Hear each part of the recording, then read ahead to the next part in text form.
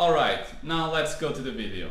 What's up guys, here is Thiago. This time I have a different background. I finally moved to my place in Krakow. In the future I will be shooting some awesome videos outside. But now let's get to this video.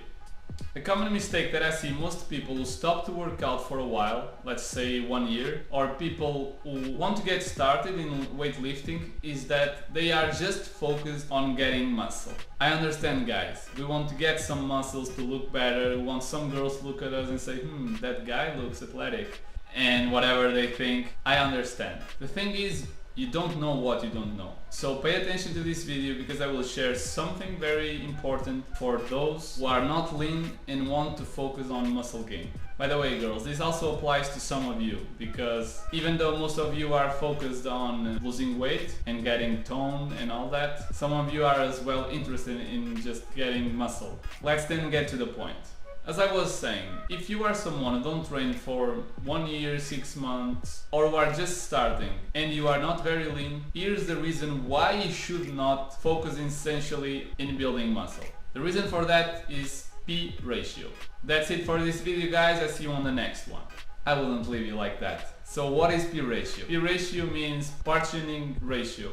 I have some difficulties pronouncing this word, so I will just put it here what I am trying to say. In very simple terms, P ratio is essentially the amount of lean body mass that you gain in the total amount of weight that you try to gain. In other words, if you gain 10 kilos and only 3 kilos were by lean body mass, like muscle mass, and the other 7 were fat, it means that your P ratio was 30% of lean body mass and 70% of fat. By the way, that's a horrible P ratio. But if you pay attention, this happens a lot of times. We will discuss this in a second in this video. First, let's mention what are the factors that contribute for the P ratio. They are genetics, hormones, diet, and training. Do you have any idea which is the most important factor when it comes to the P ratio? You guessed it, is body fat percentage. And if you said diet, you are correct as well, because what makes you to gain body fat is basically your diet. And now you at home, please pay attention because this is the very important part of this video. Let's say that you are a guy and you are around 10% body fat and you want to focus on muscle mass gaining. Let's have a case of someone who is like 18-20% and also focus on muscle mass gaining. Of those two guys, who do you think will gain the most muscle mass? No, they probably won't gain the same muscle mass. If everything being equal, if those two guys are not overeating too much and they have a training program that will allow them to gain muscle mass, the leaner guy will at minimum gain 70% of lean body mass of the total amount of body weight that he gains, while the fatter guy might gain 40% of muscle mass only. To give you an idea of how important this is, there was a study where they measured the P ratio on individuals without them doing weight intensive training. And the P ratio was around 16-70% on leaner guys compared to 30-40% on fatter guys. And these guys without exercise. Now imagine that you are doing intensive weight training. You can skew these numbers a little bit more, meaning that you will be able to gain even more muscle mass if you are leaner.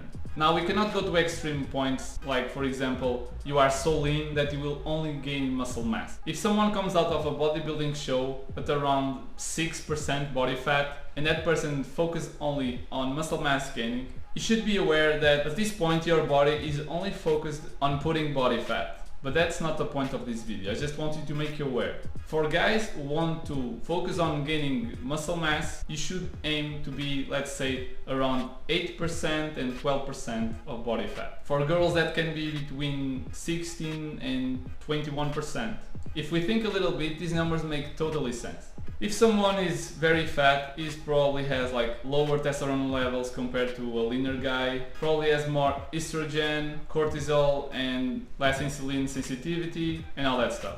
If on the other side you are also extremely lean, again, your body wants to be sure that you will be able to, that you have some amount of body fat that will help him to survive in times where we will not eat. Alright, we know that nowadays that doesn't make sense, but it's how our body basically works. Now if you are extremely lean, there are ways to work around you to not gaining that much body fat, but won't be easy. But that's also discussion for another video. What I wanted to talk about in this video I already talked about, and I think you get the idea, right?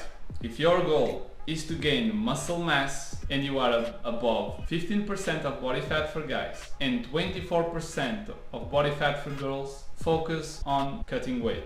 If you still don't know why, rewatch the video and see what I say about P ratio. Why is it important? Just have in mind, the fatter you are, the less efficiently your body will use energy to build muscle.